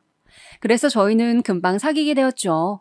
꿈 같았던 연애는 얼마 못 가서 깨지게 되었는데 이 이유가 진짜 이가 갈리도록 황당합니다. 왜냐하면 남편에게는 좋아하는 사람이 따로 있었거든요. 그게 누구냐고요? 바로 제 작은 언니였어요. 아니 어쩐지 제가 처음 만났을 때 그냥 우스갯소리로 저희 작은 언니가요. 약속 시간보다 3분 늦게 자리에 나타나라고 그랬어요. 정말 웃기죠? 이런 말을 했었거든요. 그때 남편이 환하게 웃으면서 와, 그렇네요. 정말 재미있으신 분 같아요. 혹시 작은 언니분의 이야기를 저한테 해주실 수가 있을까요? 이렇게 답변을 했었더랍니다. 지금 생각해도 허공에 주먹이 휘둘러지는 일이었죠. 저는 남편의 속마음도 모른 채로 그저 신나서는 작은 언니의 이야기를 주절주절 다 떠들어줬었네요. 제 친정의 오남매는 외적인 생김새가 친탁을 하였느냐 아니면 외탁을 하였느냐 두 가지로 갈립니다. 외탁을 한 작은 언니와 남동생은 보는 사람으로 하여금 살짝 가련함을 불러일으키는 느낌이 납니다. 반면에 친탁을 한 오빠, 큰언니, 그리고 저는 전생에 못해도 장군이었음이 분명한 체형과 체격을 지니고 있었고요. 미스코리아처럼 마른 몸매를 가져보고자 아무리 다이어트를 해봐도 타고난 골격 때문에 한계가 있어서 저는 아가씨 시절에도 남자들로 하여금 보호 본능을 일으키지 못하는 외모의 소유자였답니다. 그런데 남편의 이상형은 바로 저의 작은 언니 같은 사람이었나 봐요. 지금에야 나이가 들어서 인상이 확 바뀌어버렸지만 작은 언니가 소시적에는 한 청순가련하는 인물이었거든요. 얼굴이 막 예쁘진 않지만 분위기가 한껏 여성스러운 사람들이 있죠. 바로 저의 작은 언니가 그런 사람이었어요. 그 외모의 이면에 고집스럽고 괴팍한 성격이 숨겨져 있다는 건 친자매인 저만 알았을 뿐 남편은 몰랐다고 합니다. 하여간 남편은 작은 언니의 지인들을 통해서 작은 언니를 알게 된 이후 짝사랑을 했었대요. 그런데 작은 언니가 워낙 인기가 많은 데다가 성격이 그리 나긋하진 못하니까 접근하기가 어려웠다는 것이죠. 아니 여기까지는 그러려니 하겠는데 작은 언니랑 가까워지고 싶어서 그 여동생인 저와 소개를 받는 제안을 받아들였다는 것이 말이나 됩니까? 이것은 사람을 우롱하는 행위였어요. 우연히 남편의 원래 속내를 알게 된 제가 거품을 물고 분노한 것은 당연지사였습니다. 이 호랑말코 같은 자식아, 여자 마음을 가지고 놀아? 재활용도 안 될 쓰레기 같으니라고. 다시는 내 눈앞에 나타나지 마. 이미 임자가 있는 우리 작은 언니 앞에도 당연히 나타나지 말고 알아들었냐? 저는 망설이지 않고 남편에게 이별 선언을 하였습니다. 돌아서는 저를 잡아채던 남편의 손길을 느끼자마자 그대로 몸을 휙 돌려서 남편의 귓방망이를 한 대 쳐주었던 저의 활약. 그 순간은 세월이 흐른 지금에 와서 곱씹어봐도 정말 대단한 것 같습니다. 저란 존재가 만들어낸 인생의 명장면 중에서 가히 손꼽히는 것이어요. 그 일로 작은 언니는 괜히 저에게 미안해하였으며 태어나서 처음으로 저의 눈치를 살살 살펴댔습니다. 사실 작은 언니가 잘못한 부분은 없었으나 저한테 미안해서 설설기는 그 모습이 재미있었기에 저는 일부러 잔뜩 화가 난 척을 하며 지냈었죠. 남편 같은 나쁜 자식하고 다시 만나서 결혼까지 한 저런 사람이 가장 웃긴 거 아니냐고 따지신다면 제가 변명할 말이 참 없습니다. 그런데 그런 말이 있잖아요. 제 작은 아들이 그 언젠가 했던 말인데 요즘 애들 사이에서는 먼저 좋아한 사람이 진 거다라는 표현이 있나 봅니다. 바로 그 말대로 저는 남편에게 먼저 홀딱 빠졌었던 사람이었기 때문에 도저히 감정의 갈무리가 쉽지 않았어요. 저랑 사귀는 그 짧은 기간 동안 혹시 저를 좋아하게 된 것은 아니었을까? 아직도 작은 언니를 설마 좋아하는 것은 아니겠지? 이런 생각들로 정말 괴로웠습니다. 그런데 남편을 결혼식장에서 제외하게 되었으니 제 마음이 어땠겠나요? 다름이 아니라 저의 친오빠 결혼식장에 남편이 하객으로 등장을 하였습니다. 오빠의 친한 친구랑 아는 사람이 남편의 친구들 중 한 명과 겹쳤었다고 하네요. 아무리 그래도 결혼식장에 올 정도의 가까움은 결코 아니었건만 등장을 했던 것입니다. 사람들로 복잡거리는 그 결혼식장에서 작은 언니가 분통을 터뜨렸어요. 사람이 왜 이렇게 질척거려요? 나는 그쪽에게 관심이 없다고요. 내 동생한테 상처를 주었으면 이만 됐지. 왜 이런 식으로 나타나서 뻔뻔스럽게 구는 건가요? 여기가 어디라고 왔어요? 이런다고 내가 그쪽한테 관심이라도 줄 것 같았나요? 작은 언니가 남편한테 그렇게 따져 묻고 있었을 때 저는 조금 떨어진 거리에서 그쪽을 쳐다보면서 소리를 듣고 있었습니다. 가슴이 싸하게 아픈 것을 보아하니 그리고 또 정장을 차려입은 남편의 모습이 멋있게 보이는 것으로 밀어보자니 저의 마음은 아직도 몇 달이 지나도록 남편에게 꽂혀져 있는 게 분명하였어요. 그런 제 자신이 너무 초라하고 비참해서 어쩔 줄을 모르고 있었을 때였습니다. 묵묵히 작은 언니가 따지는 것을 듣고 있었던 남편이 드디어 입을 열어서는 이렇게 대답을 하였습니다. 제가 오늘 이곳에 나타난 것은 염치불구하고도 좋아하는 여자를 보고 싶어서였습니다. 그 말을 듣자마자 짜증이 확 일어났죠. 도대체 저 인간은 작은 언니를 왜 그렇게까지 좋아하나 싶어서요. 작은 언니도 마찬가지였는지 신경질을 부렸습니다. 아니, 그쪽이 나를 좋아해도 소용이 없다니까요? 내가 그쪽을 안 좋아한다고요. 사람이 포기할 줄도 알아야지. 나원 참. 저기 죄송한데 제가 좋아하는 여자는 동생분입니다. 네, 뭐라고요? 제 동생이요? 그쪽이 농락하고 말았던 바로 제 동생이요? 작은 언니의 깜짝 놀란 반문에 남편은 묵묵하게 고개만 2번 끄덕였었지요. 그 다음에 작은 언니가 뭐라고 했었던가. 아마 남편에게 헛소리하지 말라면서 잔소리를 퍼부었던 것 같은데 정확하게 못 들었더랍니다. 왜냐하면 저는 이미 이성을 잃고 그쪽으로 달려가서 남편의 손을 확 낚아챘었거든요. 마치 수렁에 빠진 사랑하는 여자를 구해낸 백마탄 왕자님 마냥 멋지게 그 손을 낚아채서 다른 장소로 내달렸답니다. 저는 체격뿐만 아니라 힘도 타고난 장군감이었거든요. 남편은 팔랑개비처럼 저에게 손을 잡혀서는 따라왔지요. 이윽고 멈춰선 제가 남편한테 말했습니다. 저는 다른 거 전부 상관없어요. 아무것도 따지지 않을게요. 딱 하나만 묻고 싶어요. 저를 좋아한다는 게 진심이에요? 그러자 남편이 얼굴이 시뻘개진 채로 저를 내려다보면서 또 고개를 2번 끄덕이는 겁니다. 처음에는 불순한 의도였고 해선 안 될 나쁜 짓으로 접근한 것이었지만 어느새 제 마음은 진심이 되어 있었어요. 네, 좋아하는 마음은 거짓 없는 진심입니다. 남편이 그렇게 대답했을 때 저는 그야말로 가을 동화의 송혜교처럼 너의 죄를 사하노라가 되어서 남편의 모든 지난 행각을 용서해 주었습니다. 이것이 남편과 가짜 말고 진짜 연애를 시작하게 된 계기였네요. 연애하는 동안에는 작은 언니는 물론 갖가지 인물들이 회방을 놓았고 저희 2사람이 제발 헤어지기를 연부를 외워주었습니다. 그래서인지 결혼까지는 정말 힘들었고 파혼의 위기도 겪었습니다. 예상하지 못했던 막강한 예비시댁을 맞닥뜨리는 바람에 제가 개고생을 좀 했었거든요. 결혼 직전에 있었던 일을 쓰면 이제 제가 위에서 말씀드렸다시피 사연 한편으로는 절대 못 끝냅니다. 엄청나게 다사다난했었으니까요. 그래서 저의 지인들은 제가 남편이랑 결혼을 안 한 줄로만 알았었대요. 다들 저를 보면서 에이 설마 저렇게까지 상황이 안 좋은데 결혼을 하지는 못하겠지 이런 생각들을 똑같이 했다는 것입니다. 그 이야기를 저희의 결혼식 날 신부 대기실에 저를 찾아와 전해주었던 지인들 덕분에 저는 결혼식에서 눈물 한 방울도 흘리지 않을 수 있었네요. 결혼식 내내 속으로 이것들이 내가 끝내 파혼할 거라고 다들 생각했었단 말이야? 이거 아주 웃기는 짬뽕들 아니야 전부? 이런 생각을 하느라 눈물이 날 겨를이 없었거든요. 반면에 남편은 주례를 들을 때부터 이미 눈물이 그렁그렁 했었는데 양가 부모님께 인사를 올리는 순간 눈물을 주르륵 흘리고 말았답니다. 신부가 아니라 신랑이 눈물을 흘리고 있으니까 하객들은 전부 수근수근거리고 제가 아주 부끄러웠어요. 저희 결혼식에 참석했던 친척 동생들이 그러더라고요. 결혼식 모양새가 꼭 부잣집 여자한테 팔려가는 남자 같았다고요. 나라에 크게 공을 세운 여장군에게 바쳐진 남자 같기도 했다고 말입니다. 장난스럽게 그리 말한 것이었지만 듣고 있던 저는 머리 뚜껑이 조금 열리고 말았죠. 그래서 신혼 때 괜히 애꿎은 남편만 뒤지게 잡았었습니다. 왜 쓸데없이 결혼식에서 계속 쳐오는 바람에 이런저런 말들이 나오게 만들었냐고 말입니다. 남편은 저에게 용서를 빌어야만 했었죠. 이로써 남편은 연애 시작 때부터 결혼한 직후까지 저한테 미안한 일 투성이인 사람이 되었던 것입니다.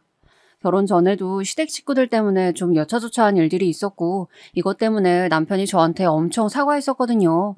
그래서 남편은 제 앞에서 머리 숙으려야 하는 죄인이었어요. 객관적인 사실로만 따져봐도 남편이 저한테 잘못한 일이 꽤 되었었죠. 이러쿵 저러쿵 사건 사고가 많은 사람이었음에도 제가 끝끝내 결혼했을 정도라면 외모가 장동건 수준이거나 집이 재벌급으로 부자였냐고요?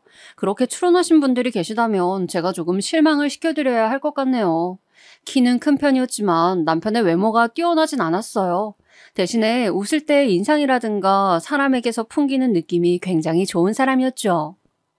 시댁이 부잣집과는 거리가 멀었어요. 차라리 저희 친정이 더 잘 살았던 것을요. 무엇보다 남편의 형에게 모든 경제적인 것들이 몰아져 있었고요. 저에겐 아주버님 되시는 그분과도 또 두어 차례 사건들이 있었는데 하여간에 이런 것들까지 다 합치면 남편은 정말이지 저한테 미안한 것만 수십 가지였습니다. 그래서 제가 결혼하고 난 뒤로 남편을 꽉 휘어잡고 살 수 있었죠. 늘 당당하였고 거리낄 것 하나 없이 턱을 빳빳하게 쳐들고 다녔습니다. 그런데 바로 이런 제가 정말 황당한 사건에 휘말려서는 남편에게 면목이 없어지게 될 줄이야. 그때는 정말이지 미처 알지 못하였어요.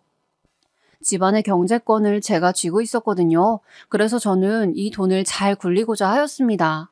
요즘 분들은 모르실 거예요. 같은 동네 사람들끼리 하던 개모임이라는 것을 말이죠. 네, 맞아요. 바로 이 망할 놈의 개모임 때문에 제가 패가망신하여서 남편 앞에서 고개를 푹 숙이고 조아리는 신세로 전락하게 되었던 것입니다. 제가 개모임에 들어갔다가 돈을 왕창, 그것도 전 재산을 홀라당 날려버리고 말았으니 그 금액이 한 푼 두 푼이 아니었던 것이죠. 당시에는 말이죠. 동네 아주머니들끼리 같이 들었던 개모임은 단순한 친목 형태를 넘어선 일종의 마을 금융고와도 같은 것이었습니다. 개모임마다 차이가 있었기에 굴러가는 방식들이 다 똑같지 않았던 것은 나이가 조금 있으신 분들이라면 다 아실 거라고 생각해요. 대체로는 매달 일정한 금액을 모아서 한 사람에게 몰아주는 방식이었죠. 몰아주는 순서는 계주를 첫 번째로 하여 배려해주고 나머지 사람들은 각자의 형편에 맞추어 정하였습니다. 대신 앞번 순서들은 목돈을 일찍 타는 만큼 원금에다가 이자를 덧붙인 원리금을 매달 갯돈으로 내놓았고요. 반대로 뒷번 순서일수록 내는 갯돈이 원금보다 적게끔 책정이 되었습니다. 더 내는 이자가 덜 내는 돈을 충당하기 때문에 매달 일정한 갯돈이 만들어졌던 것입니다. 이 모든 것을 계모임의 대장격인 계주가 조율하고 정하여서 모든 운영까지 책임졌습니다. 그렇기 때문에 계주는 절대 아무나 맡을 수 있는 자리가 아니었어요. 만에 하나 사고가 나더라도 수습을 해낼 수 있을 거라는 믿음을 다른 사람들에게 줄 수 있는 인물이어야만 했습니다. 재력은 기본적으로 뒷받침되어야만 하였으며 각종 여러 가지 의견들을 한데 모아 조율을 할 수 있는 카리스마 또한 갖추고 있어야 하였고요. 당시에 저희 동네에서도 계모임이 있었는데 제가 들고 있었던 그리고 제가 돈을 잃어버렸던 계모임은 성직이 엄마가 계주를 맡고 있었습니다. 1남 3녀의 자식들을 둔 성직이 엄마는 딸만 줄줄이 셋 낳았다가 넷째 막내 아들을 낳은 사람이었죠. 아들을 낳는 것에 한이 맺혀 있었던 사람으로 기억이 되었습니다. 아들의 이름인 성직에서 본따 불리는 성직엄마라는 호칭을 당사자가 무척 좋아했었죠.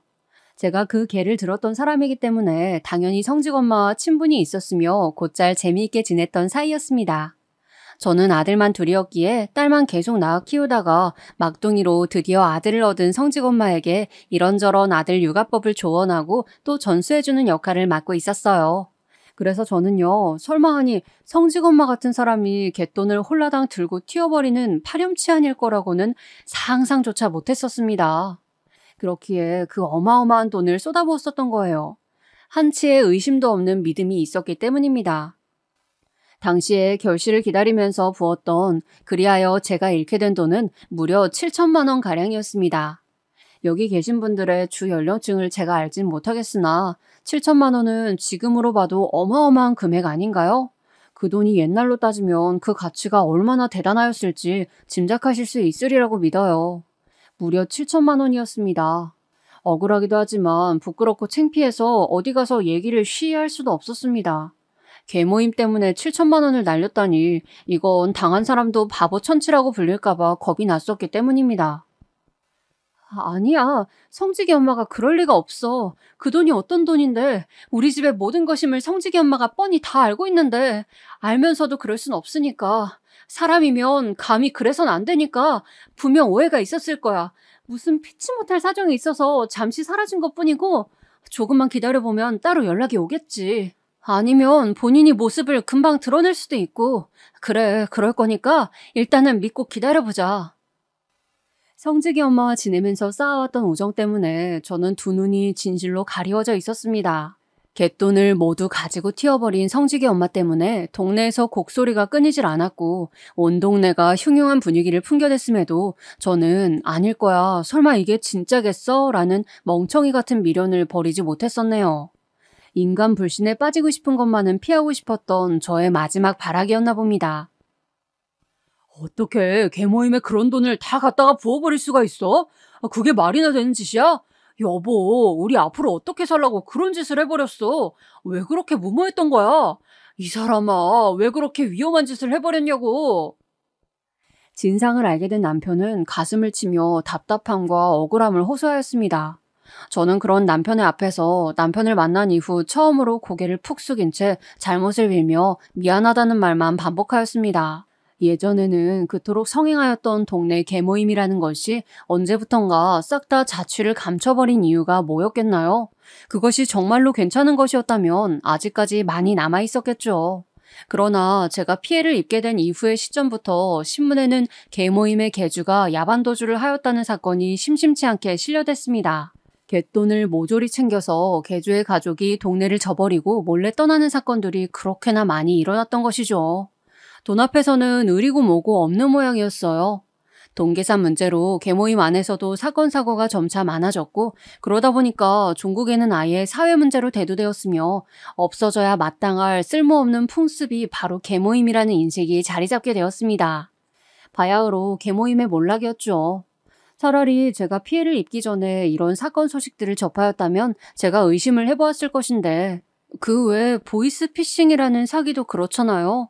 이것이 하도 성행하여서 전 국민적으로 경각심을 갖게 되었지만 그렇게 되기 전까지는 보이스피싱이라는 것 자체를 몰라서 설마 이런 사기 수법도 있겠어 라는 생각으로 사기를 당하신 피해자분들이 많았죠. 잔인하고도 치졸한 사기 수법이 수면 위로 드러나기 전에 피해를 입은 사람들은 더 큰 타격을 입었습니다. 계모임에서 돈을 잃은 저도 바로 그러하였습니다. 그 엄청난 돈을 날리는 바람에 저희 집은 금방 이사를 가야만 했었고요. 저희 부부랑 두 아들까지 네 식구가 시댁에서 신세를 져야만 했습니다. 햇수로 6년을 그렇게 지냈었네요.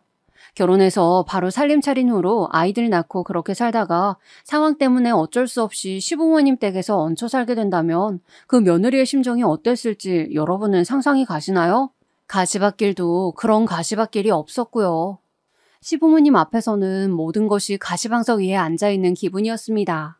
더군다나 저의 어리석은 불찰로 인해서 돈을 모두 탕진하여 벌어진 일이었으니 저는 입이 10개라도 할 말이 없는 입장이었어요. 저는 죄책감 그리고 그런 어리석음으로 거액을 잃어버린 제 자신에 대한 분노, 혐오감 때문에 아주 심정이 말도 못할 만큼 복잡하였습니다. 진짜 농담이 아니고 저희 아이들만 아니었으면 콱 죽어버릴까 했었어요. 그 정도로 힘들었죠. 저는 시간이 갈수록 소극적인 사람이 되어갔고 시댁에 얹혀 산 지 4년이 지났을 무렵에는 완전히 기가 눌려 있었습니다. 어떻게 해봐도 계모임 때문에 날려버린 거액의 그림자에서 제가 벗어날 수가 없었어요. 고된 시집살이도 묵묵히 견뎌내야만 해야 했습니다. 결혼 전에는 자잘한 일들이 있었기 때문에 시부모님께서 저한테 결코 말씀을 쉽게 못하셨었는데 이제는 완전히 전세 역전이었죠. 뿐만 아니라 시댁 식구들도 전부 저를 힐난하며 우습게 여겼습니다. 저 때문에 남편이 늘 고생하고 산다며 이런 남편은 죽었다 깨어나도 못 얻는다면서 저한테 이혼당하지 않은 것만으로도 감사하고 살 줄 알아야 한다며 모두가 그렇게 말을 하였습니다. 그런 소리들을 하도 귀가 따갑게 듣다 보니까 정말 그런 걸로 여겨지더군요. 계모임에서 사기를 당하고 거액을 날려버린 뒤 시댁에서 얹혀 산 지 6년째가 되었을 때 비로소 저희 집은 분가를 하게 되었습니다. 그리고 이때는 이미 남편의 성격이 꽤나 변한 이유였어요. 자기 부모랑 사는데 자기는 어려움이 전혀 없었겠죠.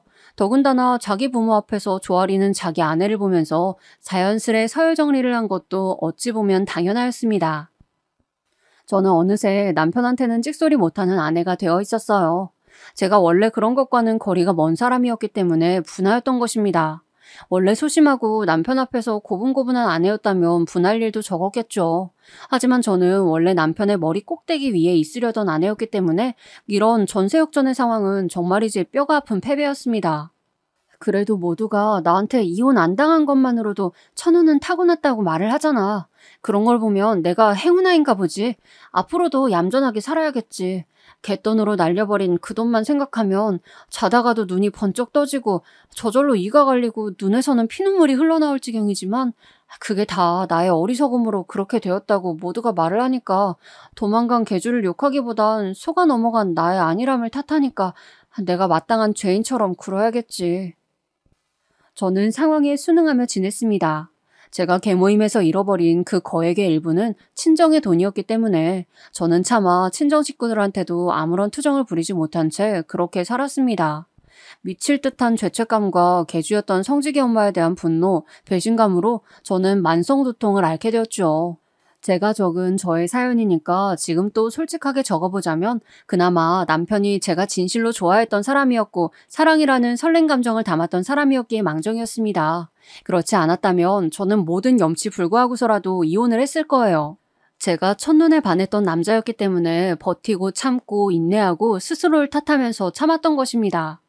그런데 이런 얘기를 남편한테 하면 이 사람은 꼭 고맙다거나 이런 말 대신에 어깨를 무척 으쓱거리면서 잘난 체를 하기 때문에 하지를 못합니다. 사연을 통해서 적으니까 속이 제법 시원하네요. 그리고 또 제가 사랑하는 두 아들 녀석이 있어서 그 우울한 터널을 지나올 수 있었습니다. 자기 엄마가 그렇게나 큰 돈을 계모임이라는 것에서 사기를 당해 날려버리고 할아버지 할머니한테 맨날 꾸중이나 당하면서 사는 모습을 봐왔다면 아이들로서는 우리 엄마에게는 함부로 해도 되는 사람이네 이렇게 못된 생각을 했을 법도 합니다. 왜냐하면 아이들은 아직 세상의 때가 묻지 않았을 상태일 때는 순수하기 때문에 악한 생각을 품는 것도 그만큼 쉽기 때문이지요. 남편조차 자기 부모한테 휩쓸려가서 그쪽에 동조를 하였건만 우리 기특한 아들 녀석들은 그러지 않았습니다. 되려 우리 엄마는 우리가 지켜줘야겠다 이런 생각들을 했었다네요. 정말 낳고 키우는 보람이 있는 녀석들이죠. 제 아들들을 보면서 저는 밥을 안 먹어도 보기만 해도 배가 부르다는 표현이 무엇인지 제대로 실감했었네요. 지금도 물론 제 눈에는 예쁩니다만 장가들기 전에는 더 예뻤어요. 둘 다 부드러운 얼굴에 인상 같은 건 자기 아빠를 닮았는데 골격이라든지 이런 건 전생에 장군이었을 것 같은 자기 엄마를 닮아서 아주 멋있습니다.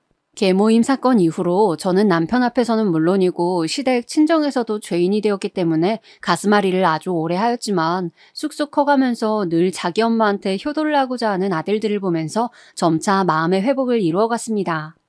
반드시 자기들이 성공을 하여서 엄마 아빠를 호강시켜드리겠다는 아들들 말만 들어도 고마웠죠.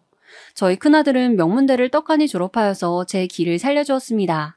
그 후로 취직을 했었다가 적성에 안 맞았는지 1년을 버티고 퇴사를 하였어요. 그래도 어디 가서 경력으로 쓰려면 1년 이상은 되어야 하기 때문에 참고 버텼다는 큰아들의 이야기를 들으면서 제가 얼마나 눈물을 훔쳤는지 모릅니다. 다 커버린 어른인 거 머리로는 아는데 왜 이렇게 물가에 내어놓은 아이를 보는 것 마냥 저의 마음은 얼마나 조마조마했었는지 큰아들이 얼른 어디에라도 정착하기를 바랐어요. 하지만 큰아들은 회사 생활이 본인의 적성에 맞지 않는다는 것을 알아차리고는 다른 일을 하겠다고 하였습니다. 그러면서 호주로 훌쩍 여행을 떠났고 그곳에서 1년가량을 있었어요. 한국에 들어와서는 대뜸 자기 사업을 준비하였습니다. 그 준비 자금을 벌기 위해서 열심히 돈을 벌더니 이제 작게 사업을 시작하기까지 하였죠. 그 과정들을 보면서 저랑 남편은 가슴을 졸일 때가 많았고 큰아들이 내심 안정적인 직장에 종사하기를 원하였지만 자식이 원하는 길을 막으면 안 될 것 같아서 묵묵히 지켜봐 주었습니다. 자기가 진정으로 하고 싶은 방향을 찾는 것만으로도 박수를 쳐주고 싶었어요. 자기 형이 그러고 있을 때 저희 작은 아들은 무려 결혼을 하겠다시고 저희 부부에게 선언을 해왔습니다. 그 여자랑 만난 지 2년이 다 되어가고 있었는데 이제 슬슬 결혼을 해야겠다고 하는 겁니다. 네 친구들 중에 결혼한 애는 딱 한 명밖에 없지 않아? 네가 지금 결혼하기에는 조금 이른 나이인데 여자친구가 바빠서 실질적으로 자주 만난 기간은 2년이 아니라 1년 정도밖에 안 된다면서. 그럼에도 결혼을 서두르겠다는 이유가 뭐야? 게다가 네가 그쪽에다가 밀어붙여서 결혼을 진행하는 거라고? 대체 네가 뭐가 부족하고 네가 뭐가 안달이 나서 그래? 제가 너무 당혹스러워서 작은 아들을 앉혀놓고 이런저런 말들을 해주면서 결혼은 심사숙고해야 한다고 확실하게 못을 박았습니다. 그랬더니 글쎄 작은 아들이 털어놓기를 그 여자친구가 저한테는 자기보다 2살 연상이라고 전에 말을 했었는데 그게 아니라 4살 연상이라고 하는 겁니다. 저를 속였던 것이죠. 4살 연상의 여자랑 결혼을 서두르다니 그 여자 나이로는 지금이 결혼하기 좋을 때라서 저희 아들이 맞춰주려는 것인가 이런 생각이 들었어요. 그러자 저희 작은 아들이 더욱 아깝게 느껴졌습니다. 제 그런 기색을 읽은 것인지 작은 아들이 싱글벙글한 표정으로 저한테 이렇게 말해주었어요. 엄마, 내가 지금까지 이걸 안 밝혔는데 내 여자친구 직업이 의사야, 의사. 뭐라고? 의사? 너 그게 정말이야? 그래 엄마, 내가 왜 이런 걸로 거짓말을 하겠어? 의사라서 앞날이 창창하다고. 그러니까 차라리 내가 빨리 결혼해버릴래. 앞으로 다른 남자들이 채가면 어떡해. 저는 저도 모르게 작은 아들의 말에 수긍하면서 고개를 끄덕여버렸습니다.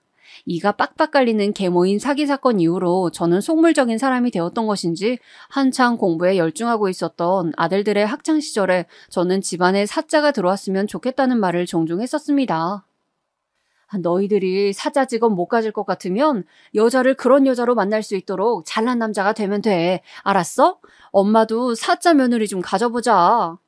그렇게 얘기했던 것을 작은 아들은 왜 그리 마음에 담아두었던 것일까요?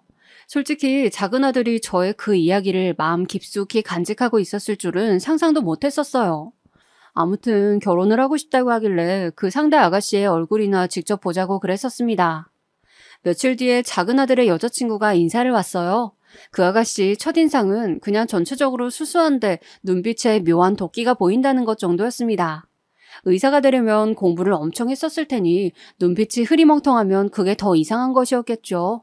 저는 그리 생각하고 넘겼는데 첫 대면 이후로 몇 주 뒤에 같이 카페를 갈 일이 있었어요. 결혼을 진행하는 게 사실이 되었으므로 더욱 친분을 쌓으면 좋겠다는 생각이었죠. 커피랑 빵을 먹다가 뭔가 더 먹고 싶어서 음료랑 케이크를 추가로 시켰어요.